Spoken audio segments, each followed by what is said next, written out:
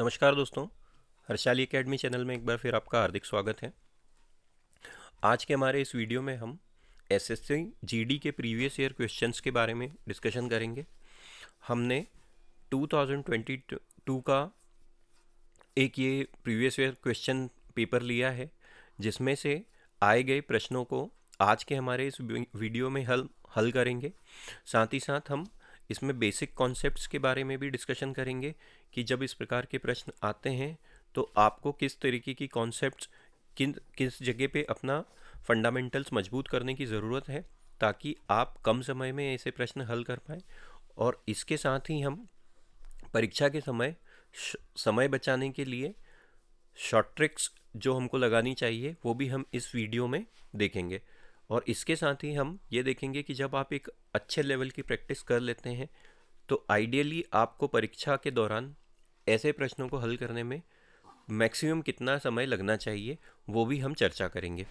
तो आइए शुरू करते हैं। हमारा जो पहला प्रश्न है आज का, वो अल्फ़ाबेट सीरीज़ से संबंधित है, जिसमें हमें अल्फ़ाबेट्स की एक सीरीज़ दी हुई है और प्रश्न चिन्ह के स्थान पे आने वाला अल्फ़ाबेट का ग्रुप हमको, लेटर का ग्रुप हमको ज्ञात करना है। अब देखिए यहाँ पे क्या दिया हुआ है। यहाँ पे हमको इस प्रकार के क्लस्टर दिए हुए हैं, BZCA, EXFY, HVIW, KTLU।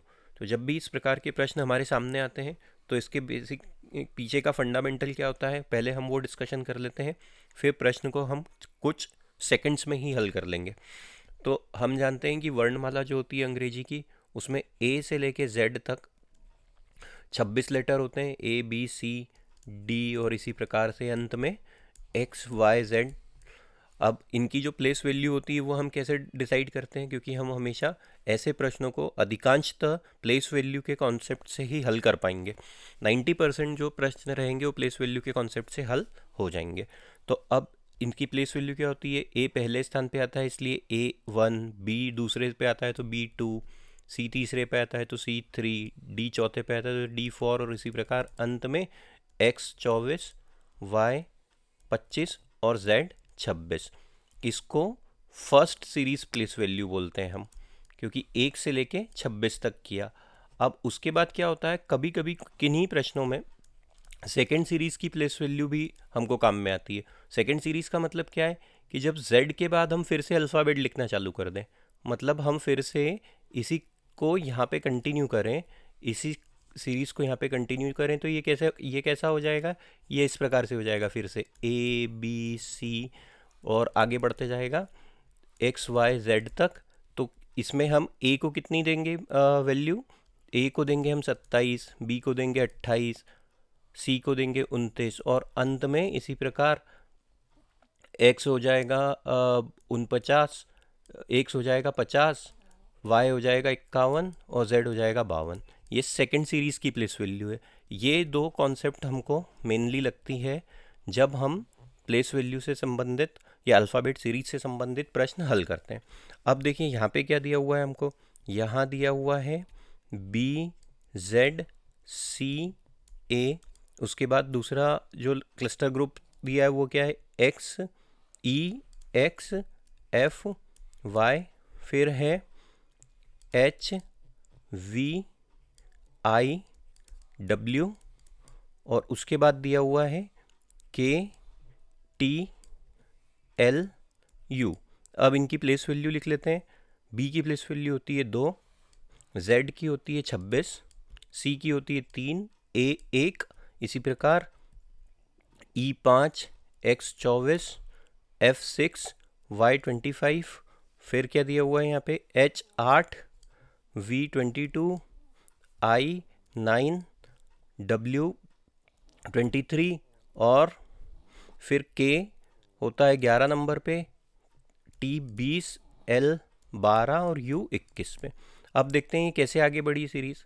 2 के बाद दिया है सीधे 5, 2 के बाद आया 5 मतलब +3, 5 के बाद 8, यहाँ पे भी +3 हुआ, और 8 के बाद 11, तो यहाँ भी +3 हुआ। पहले लेटर में +3 करके ये सीरीज़ आगे बढ़ी है।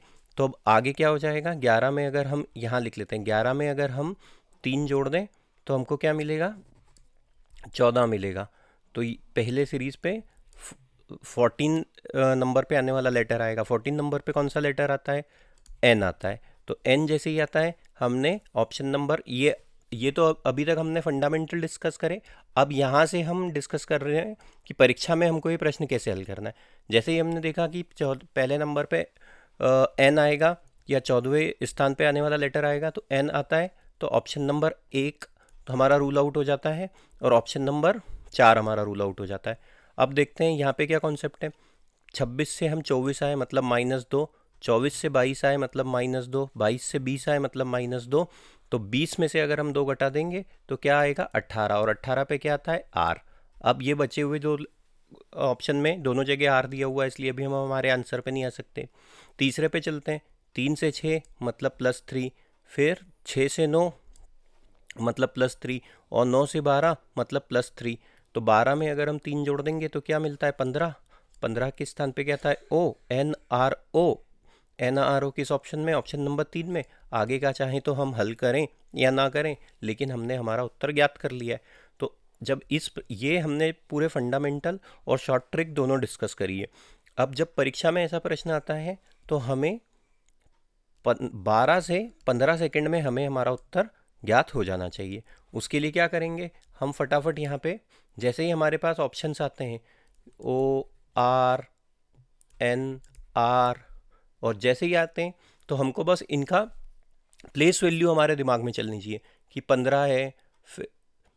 ये सीरीज़ हमारे सामने आती है तो हम इसकी प्लेस वैल्यू हमारे दिमाग में चलनी चाहिए कि BZCA है, EXFY है, HVIW। तो अब क्या है? B मतलब 2, E मतलब 5, H मतलब 8 और K मतलब 11। तो यहीं पे हमको पैटर्न समझ में आ गया। ये +3 हुआ, ये +3 हुआ, ये +3 हुआ। वो कब होगा? जब हमको ये प्लेस वैल्यू काफ़ी अच्छे से याद होगी। आगे बढ़ते हैं। अब देखिए, ये एनालॉजी से संबंधित प्रश्न है। इसमें क्या दिया गया है? हमको क्वेश्चन मार्क के स्थान पे आने वाली संख्या ज्ञात करनी है। पहली और तीसरी संख्या में जो लॉजिक है और पांचवी और छठी संख्या में जो लॉजिक है वही लॉजिक हमको यहाँ ढूंढना है। अब देखिए, जब भी नंबर सीरीज से संबंधित प्रश्न आता है तो एक चीज़ हमेशा हमें ध्यान रखनी है कि अगर नंबर के बीच में अंतर काफ़ी ज़्यादा बड़ा हो तो हमें हमारा उत्तर मल्टीप्लिकेशन या स्क्वायर या क्यूब की ट्रिक से मिलेगा या डिवीज़न की ट्रिक से मिलेगा या भाग की ट्रिक से मिलेगा। और नंबर अगर नंबरों में अंतर काफ़ी कम हो तो हमें जोड़ या घटाव से हमारा उत्तर मिल सकता है। अब यहाँ पे सीधे 13 के बाद 156 दिया हुआ है, 17 के बाद 272 दिया हुआ है। तो एक चीज़ हमको याद रखनी है कि इनके स्क्वायर या क्यूब के आसपास ये संख्या है क्या। इस संख्या पे गौर करते हैं, इस पेयर पे। 13 के सामने दिया हुआ है 156। अब हम जानते हैं कि 13 का जो वर्ग होता है वो कितना होता है? 13 का वर्ग होता है 169। 169, और अगर इसमें से हम फिर से 13 को घटा दें तो हमको क्या मिलेगा?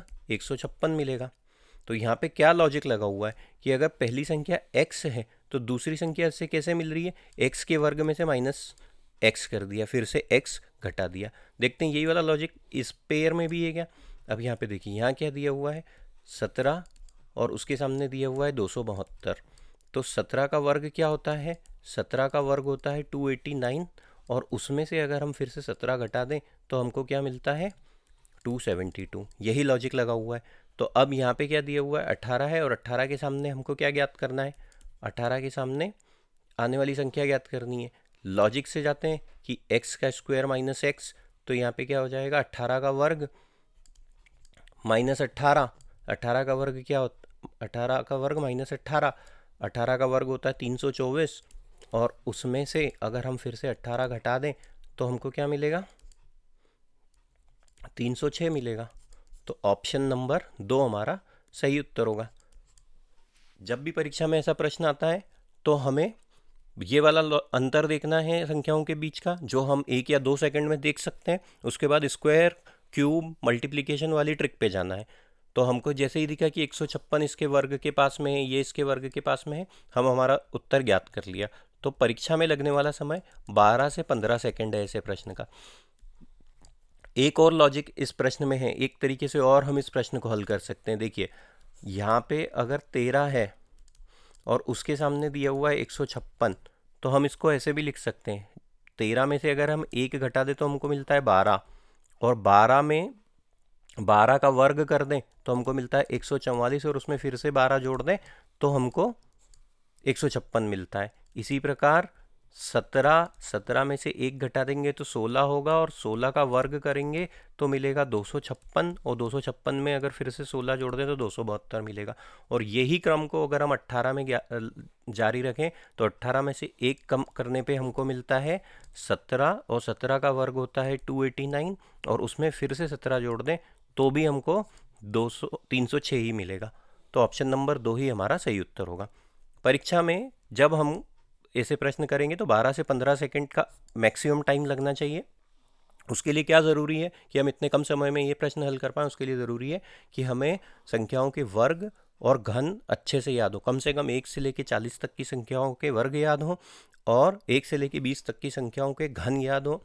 हमको basic mathematical operation, multiplication, division, addition, subtraction अच्छे से आना चाहिए। वो कैसे आएगा? जब ज़्यादा से ज़्यादा हम ऐसे प्रैक्टिस करेंगे और ऐसे वीडियो देखेंगे। तो उसके लिए ज़रूरी है आप हमारे चैनल पे बने रहें, और चैनल पे पोस्ट किए जाने वाले सभी वीडियो और पुराने वीडियो आप देखिए। चैनल को सब्सक्राइब कीजिए, अधिक से अधिक अपने दोस्तों के साथ शेयर कीजिए। आगे बढ़ते हैं। फिर से अब ये अल्फ़ाबेट सीरीज से संबंधित प्रश्न है कोडिंग डिकोडिंग का। इसमें दिया है ग्लोब को इस तरीके से लिखा जाता है, तो उस भाषा में ड्रिंक को कैसे लिखा जाएगा। जब भी कोडिंग डिकोडिंग या अल्फ़ाबेट सीरीज से संबंधित प्रश्न आता है तो अभी हमने थोड़ी देर पहले डिस्कस किया था कि 90% टाइम पे हमारा जो उत्तर है हमें प्लेस वैल्यू के कॉन्सेप्ट से मिलेगा। अब देखिए यहाँ क्या दिया हुआ है, ग्लोब, GLOBE। इसको कैसे कोडित किया गया है? इसको किया गया है KPKFA। प्लेस वैल्यू लिखते हैं, यहाँ पे लिखते हैं इसकी प्लेस वैल्यू है, जी की place value 7, L 12, O 15, B की 2 और E की 5।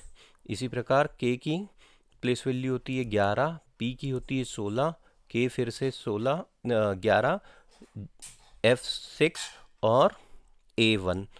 कैसा मूवमेंट हुआ है? 7 से लेके 11 मतलब +4, 12 से लेके 16 मतलब +4, ये +4, 15 से लेके 11 आए मतलब ये -4 हुआ, 2 से लेके 6 आए मतलब +4 हुआ, और यहाँ पे 5 से लेके 1 पे आए मतलब -4 हुआ। तो कैसा ये अंतर, मतलब कैसा पैटर्न बढ़ा? पहले हुआ +4, फिर हुआ +4, फिर हुआ -4, फिर +4 और फिर -4। तो ये पैटर्न में एक सिमेट्री नहीं बन रही है। प्लस माइनस का अल्टरनेटिव नहीं है, जैसे +4 -4, +4 -4 ऐसा नहीं बन रहा है। ऐसा क्यों? क्योंकि उसका एक कारण है कि बीच में जहाँ जहाँ पे भी वॉवेल्स आ रहे हैं वहाँ पे, जैसे यहाँ O है तो माइनस हुआ है, यहाँ E है तो यहाँ पे भी माइनस हुआ है। मतलब वॉवेल्स के टाइम पे -4 हुआ है और कॉन्सोनेंट के टाइम पे +4 हुआ है। अब यही लॉजिक देखते हैं, यहाँ पे लगाते हैं तो हमको क्या मिलेगा? DRINK। इसमें वॉवेल कौन सा है? N है, E है, तो माफ़ कीजिएगा I है। I की प्लेस वैल्यू होती है 9, R की होती है 18, D की होती है 4, N की होती है 14 और K की होती है 11। तो वॉवेल में -4 करेंगे तो ये हो जाएगा 5, 5 मतलब E। तो बीच वाले स्थान पे E कौन से ऑप्शन में आ रहा है? बीच वाले स्थान पे E आ रहा है पहले और तीसरे में, तो दूसरा और चौथा तो वैसे ही रूल आउट हो गया। अब उसके बाद इसमें +4 करेंगे शुरू में, तो ये हो जाएगा 8, और 8 के लिए क्या आता है? H। पहले स्थान पे H आ रहा है क्या दोनों में? हाँ जी, पहले स्थान पे H आ रहा है। इसमें फिर से +8 करेंगे 18 में, तो ये हो जाएगा 22, और 22 पे आता है V, HVE। HVE option number 3 में है। तो इसमें हमने प्लेस वैल्यू के साथ साथ वॉवेल और कॉन्सोनेंट वाला कॉन्सेप्ट भी देखा है। जब परीक्षा में ऐसा प्रश्न आता है तो हमें 12 से लेके 15 सेकंड में ऐसा प्रश्न आइडियली हल कर लेना चाहिए। आगे बढ़ते हैं। मिरर इमेज से संबंधित प्रश्न है। अब देखिए यहाँ पे हमको क्या क्या दिया गया है। यहाँ पे हमको एक सेकंड, थोड़ा मैं इसको छोटा कर लेता हूँ ताकि हम आसानी से देख पाए। यहाँ पे हमको दिया गया है कि जब दर्पण को रेखा ए बी पर रखा जाए तो सही छवि का चयन करें। दर्पण इमेज से संबंधित, मिरर इमेज से संबंधित ये प्रश्न है। जब दर्पण पे रखा जाता है तो हम जानते हैं कि पास वाली जो इमेज है वो बिल्कुल पास में बनती है, लेकिन रिवर्स ऑर्डर में बनती है। तो अब इसमें जब ऐसा प्रश्न आता है तो हमको क्या देखना चाहिए कि सबसे इजी फिगर्स कौन से हैं। तो यहाँ पे छोटे छोटे सर्कल्स हैं, ये सर्कल को अगर हम रोटेट भी कर देंगे तो भी वो सेम ही दिखेगा। तो एक ये सर्कल यहाँ पे इस कोने पे, एक इस कोने पे, तो एक सर्कल यहाँ पे ऐसा दिखेगा और एक सर्कल ऐसा दिखेगा। और इसी प्रकार ये जो बीच में दो सर्कल हैं वो इस प्रकार से दिखेंगे और अंत में जो दो सर्कल हैं वो इस प्रकार से दिखेंगे। अब ऑप्शंस की ओर चलते हैं और देखते हैं कि ये वाला पैटर्न किस किस ऑप्शन में दिया हुआ है। तो पहले ऑप्शन में देखिए जो बीच वाले सर्कल हैं हॉरिजॉन्टल हो गए, तो ये वाला ऑप्शन तो रूल आउट हो गया। दूसरे ऑप्शन में है, तीसरे वाले ऑप्शन में भी यही हुआ, ये हॉरिजॉन्टल हो गए। और चौथे ऑप्शन में अब हमको आगे सिर्फ दूसरे और चौथे ऑप्शन पे कंसंट्रेट करना है। अब देखिए ये वाली जो इमेज है यहाँ पे, जब ये दर्पण के साइड आएगी तो ये रोटेट हो जाएगी। तो रोटेट हो जाएगी तो ये कैसी दिखने लगेगी, ये इस प्रकार से दिखने लगेगी। ये वाली जो लाइन यहाँ पे ऐसी है वो अब इस प्रकार से हो जाएगी। और ये वाला चित्र कुछ इस तरीके से, ये वाली जो आकृति है वो कुछ इस तरीके से दिखने लगेगी। अब देखें कि हमारे जो बचे हुए ऑप्शन हैं उसमें ये वाली आकृति क्या कौन सी दी हुई है, हमको देखना है ऑप्शन नंबर 2 में और ऑप्शन नंबर 4 में। तो ऑप्शन नंबर 4 में ही हमको ये आकृति दिख रही है, ऑप्शन नंबर 2 में नहीं दिख रही, तो 2 भी रूल आउट हुआ। तो ऑप्शंस की मेथड से, ऑप्शन रूल आउट की मेथड से हमने इसको हल कर लिया और ऑप्शन नंबर 4 हमारा सही उत्तर होगा। परीक्षा में लगने वाला समय ऐसे प्रश्न के लिए 15 से 20 सेकंड का होना चाहिए। इस प्रकार के मिरर इमेज के प्रश्नों के लिए हमें ज़्यादा से ज़्यादा प्रैक्टिस ही करनी पड़ेगी, प्रैक्टिस के अलावा इसका कोई शॉर्टकट नहीं है। आगे बढ़ते हैं। अब देखते हैं ये मैथमेटिकल ऑपरेशन से संबंधित है, बेसिक अरिथमेटिक। हमको क्या कहा गया है, ए का अर्थ जोड़ है, बी का गुणा है और इसी प्रकार आगे दिया हुआ है। लिख लेते हैं पहले क्या दिया हुआ है। ए का अर्थ क्या है, जोड़, जोड़ मतलब प्लस। बी का अर्थ क्या है, बी का अर्थ है गुणा, गुणा मतलब मल्टीप्लिकेशन। फिर क्या दिया हुआ है, सी का अर्थ है घटाओ, सी मतलब सब्ट्रैक्शन। और डी का अर्थ है भाग, भाग मतलब डिवीज़न। तो निम्नलिखित समीकरण का क्या मान होगा हमको ज्ञात करना है। समीकरण क्या दिया हुआ है, हमको दिया हुआ है 483, डी 23, ए 93, सी 16, बी 4। इस तरीके से समीकरण दिया हुआ है। अब लिखते हैं 4, इसको आगे लिख लेते हैं 483, उसके बाद डी, डी का मतलब क्या है, डी का मतलब है भाग देना। फिर है 23, फिर ए का मतलब क्या है प्लस, तो ये प्लस कर दिया। फिर 93, फिर है सी, सी का मतलब क्या है माइनस करना, तो फिर ये आ जाएगा 16। और फिर क्या दिया हुआ है बी, बी का अर्थ क्या है गुणा करना, तो ये हमने यहाँ पे गुणे का चिन्ह लगा दिया और 4 लिख दिया।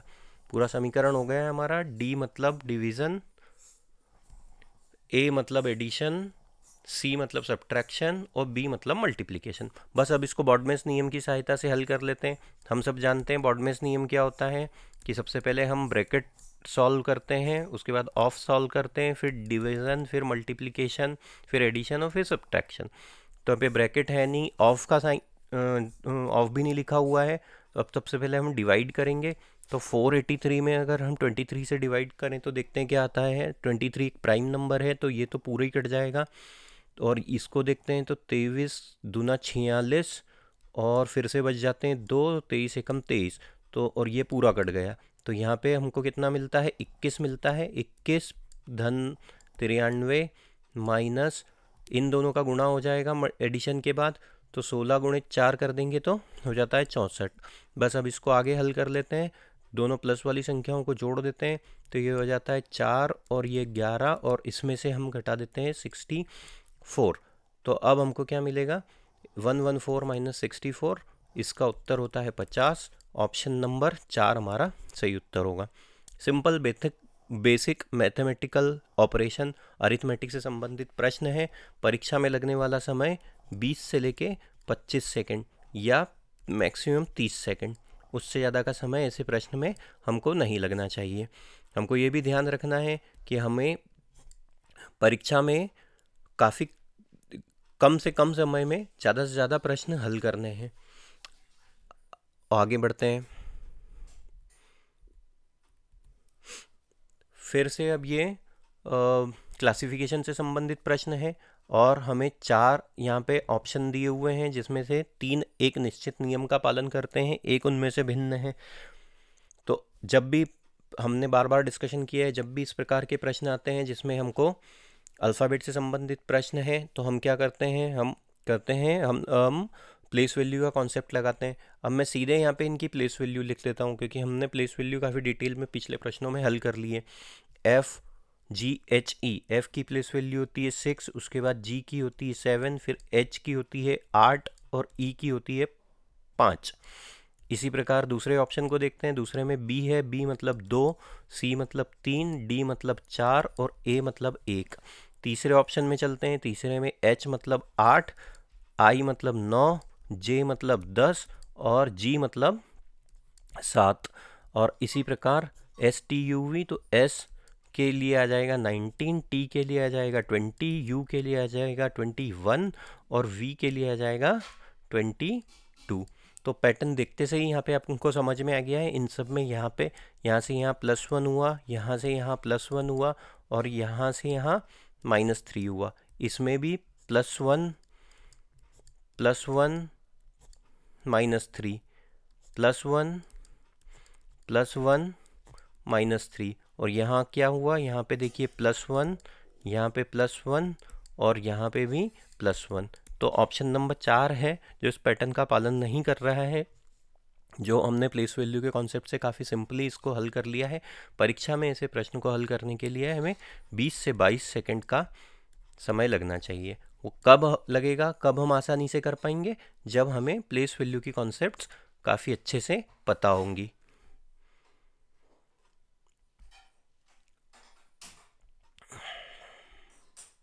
आगे बढ़ते हैं दोस्तों। फिर से कोडिंग डिकोडिंग से संबंधित प्रश्न आ गया है। यहाँ पे क्या लिखा गया है, यदि क्रो को इस प्रकार से लिखा जाता है, फिश को इस प्रकार से लिखा जाता है, तो बुल को कैसे लिखा जाएगा। क्रो को कैसे लिखा गया है, CROW। इसको कैसे कोडित किया गया है, 3-18-15-23। सिंपल सी प्लेस वैल्यू लिखी हुई है। ये 8 यहाँ पे गलत आ गया, एक सेकंड में ये 8 मिटा देता हूँ।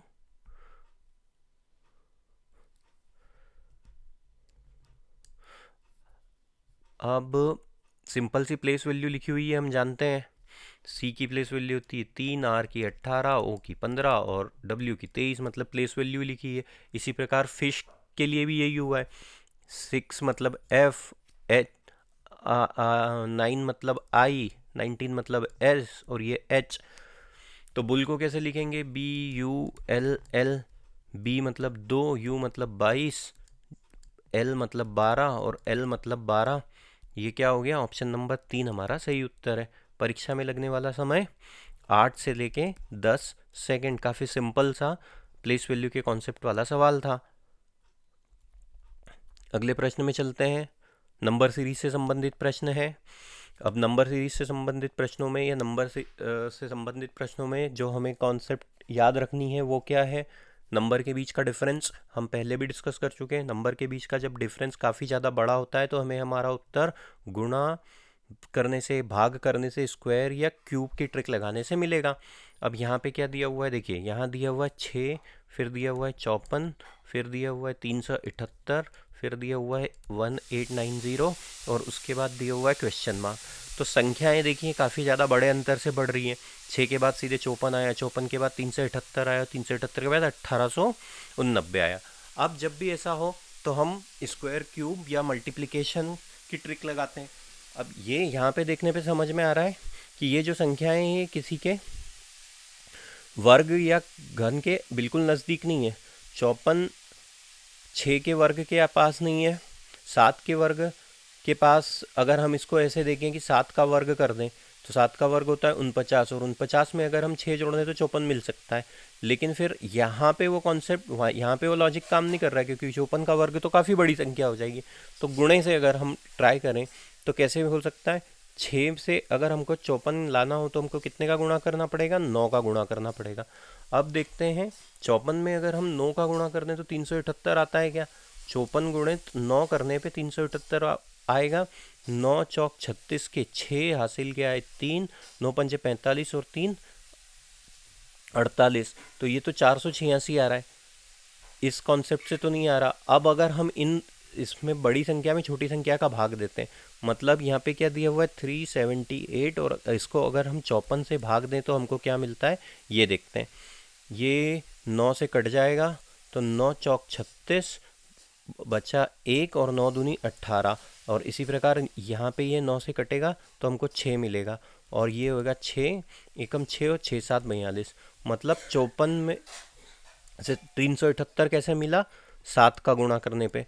तो एक पैटर्न यहाँ बनता हुआ दिख रहा है कि इंटू 9 इंटू 7।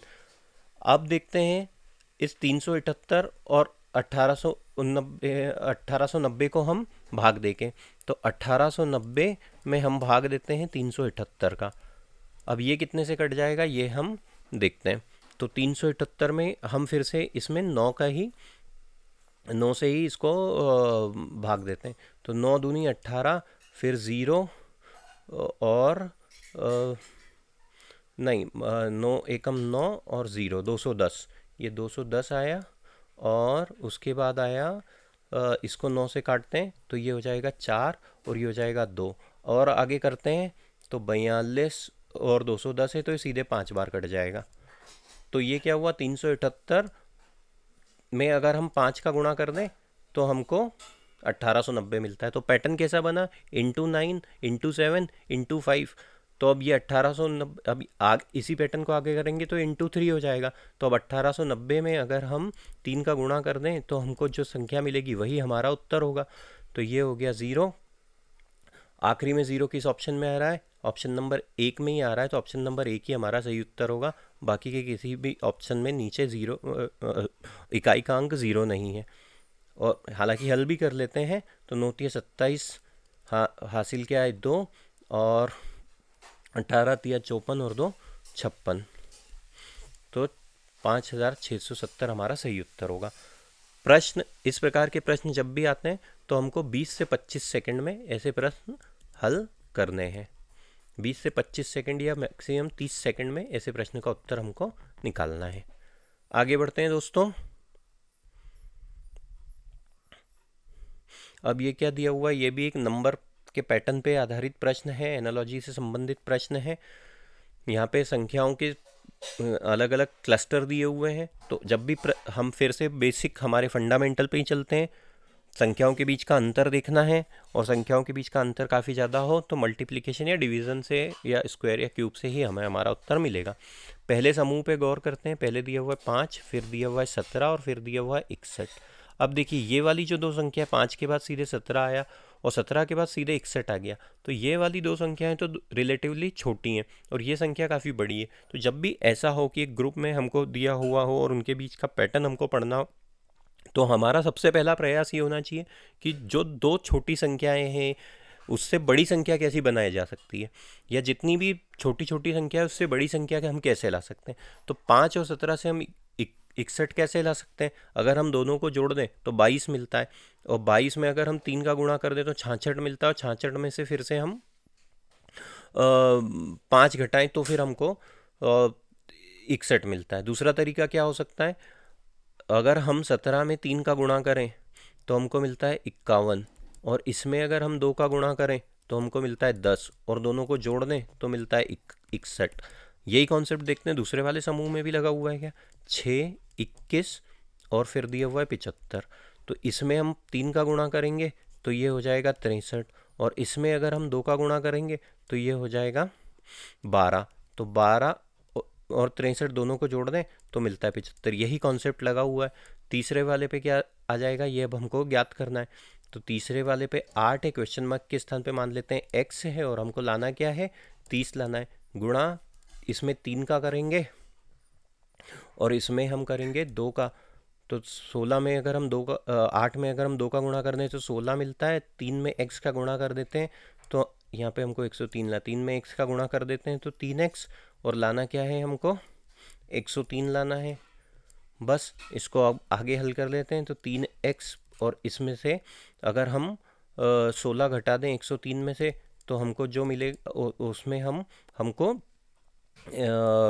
3 का भाग देना पड़ेगा। तो अगर इसमें से हमने 16 घटा दिया तो हमको क्या मिलता है, हमको मिलता है 103 में से 16 घटाने पे 87, और 87 बराबर 3x, तो x का मान हो जाएगा 87/3, और इसको आगे हल करेंगे तो ये हो जाएगा 29। तो यहाँ पे क्वेश्चन मार्क के स्थान पे 29 संख्या आएगी। ऑप्शन नंबर 2 हमारा सही उत्तर होगा। परीक्षा में लगने वाला समय लगभग 25 से लेके 30 सेकंड। आगे बढ़ते हैं दोस्तों, वेन डायग्राम से संबंधित प्रश्न है। जब भी वेन डायग्राम से संबंधित प्रश्न आता है, एक या एक से अधिक वर्ड दिए होते हैं तो हम इंडिविजुअल दो के पेयर में उनकी तुलना करते हैं। अब देखिए यहाँ पे क्या दिया हुआ है, सिविक्स, यहाँ दिया हुआ है सब्जेक्ट। तो सिविक्स हम जानते हैं एक सब्जेक्ट होता है, जैसे कि अन्य सब्जेक्ट होते हैं geography, history, polity, physics, chemistry, mathematics. तो सब्जेक्ट और सिविक्स को अगर हम देखें तो ये इस प्रकार का एक डायग्राम बनेगा। ये अगर सब्जेक्ट के लिए सर्कल है जो बड़ा वाला है तो सिविक्स उसका एक पार्ट है, ये सिविक्स है। इन दोनों को देखते हैं, सब्जेक्ट और केमिस्ट्री। तो यही बात हो गई कि सब्जेक्ट के लिए बड़ा केमिस्ट्री एक वन ऑफ द सब्जेक्ट है, ऑल सब्जेक्ट नहीं है। तो यहाँ पे ये केमिस्ट्री का हम देख लेते हैं। अब पहले और तीसरे की को कनेक्ट करके देख लेते हैं। सिविक्स और केमिस्ट्री का कोई कनेक्शन हो सकता है कि आपस में? नहीं, क्योंकि सिविक्स एक अलग सब्जेक्ट है नागरिक शास्त्र, और केमिस्ट्री रसायन शास्त्र एक अलग सब्जेक्ट है। तो गोला इस प्रकार से बन रहा है, हमारा डायग्राम इस प्रकार से बन रहा है कि बड़ा वाला सर्कल हो गया सब्जेक्ट के लिए, और दो छोटे छोटे सर्कल, एक सिविक्स के लिए और एक केमिस्ट्री के लिए। ऑप्शन नंबर 1 हमारा सही उत्तर होगा। उम्मीद करते हैं दोस्तों ये वीडियो आपको पसंद आया होगा। इसी प्रकार के वीडियो पाने के लिए हमारे चैनल से बने रहिए। कृपया चैनल को सब्सक्राइब कीजिए और इस वीडियो को अधिक से अधिक मात्रा में शेयर कीजिए। Thank you.